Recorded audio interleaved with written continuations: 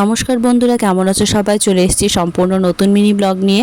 আজকে আমাদের মাছ দিদি এত বড় বড় মাছ নিয়ে এসেছে, কিন্তু আমার পক্ষে অত বড় মাছ নিয়ে সম্ভব নয়, কারণ অত বড় মাছ নিলে সারা সপ্তাহ ধরে আমাকে মাছটা ফ্রিজে রেখে খেতে হবে, যেটা আমার বাড়ির কেউই পছন্দ করে না। তো সেই কারণে আমি অর্ধেকটা নিয়ে নিয়েছি আর তার থেকে 3টে পিস তুলে নিয়েছি, কারণ আমরা বাড়িতে মাত্র 3জনই মাছ খাই। তার মধ্যে একটা পিস আমি হালকাভাবে ভেজে সেটাকে তুলে নিচ্ছি আমার বড়মশাইয়ের জন্য। উনি হালকা ভাজা মাছ খেতে ভালোবাসেন, আর আমি আর আমার মেয়ে একটু কড়া না ভাজা হলে খেতে পারি না, মানে ভালো লাগে না আমাদের।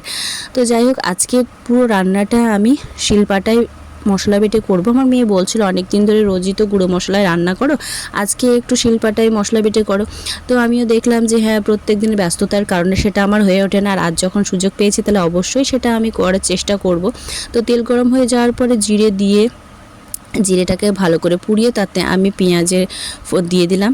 তারপরে আমি তাতে দিলাম আলু আর ঝিঙে। এবার এটাকে ভালো করে মিক্স করে নিয়ে এবার চলে যাব মশলা বাটতে।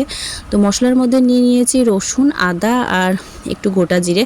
এবার যে সমস্যাটা হচ্ছে যে আমি যত তাড়াতাড়ি মশলাটা পিষতে চাইছি সুন্দর মিহি করে, সেটা আমার দ্বারা হচ্ছে না। তার কারণ হচ্ছে শিলনোড়াটা ঠিকমতো ব্যবহার না হওয়ার ফলে সেই রকম আর কাজ করছে না। অনেক কষ্টে মশলাটা বেটে যাই হোক এবার কড়াইতে দিয়ে দিলাম। ভালো করে এটাকে আমি কষাবো যতক্ষণ না এটা থেকে তেলটা বেরোয়।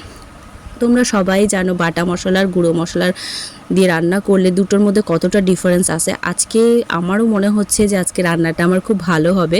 তো যাই হোক, দেখো এদিকে পুরো তেল ছেড়ে গেছে মশলা থেকে। এবার একটু ঝোলের জল আমি দিয়ে দিলাম। এবার ঝোলটা ফুটে ওঠার সঙ্গে সঙ্গে আমি মাছগুলোকে এক এক করে আমি এতে দিয়ে দিচ্ছি। তো আজকের রান্নাটা তো আমার দেখে গন্ধেতে আমি তো বেশ বুঝতে পারছি যে কতটা সুস্বাদু হয়েছে। তো এই ছিল আজকের মিনি ব্লগ। যদি ভালো লাগে তো প্লিজ আমার চ্যানেলকে সাবস্ক্রাইব করে আমার পাশে থেকো। আবারও দেখা হবে সম্পূর্ণ নতুন মিনি ব্লগ নিয়ে। বাই।